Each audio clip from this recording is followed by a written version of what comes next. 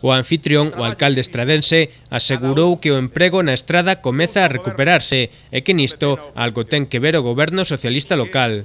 Por primeira vez, o emprego na Estrada empeza a recuperarse. Mentras, en concellos limítrofes das dúas comarcas, tanto de Deza como de Tabeirós, sigue en caída.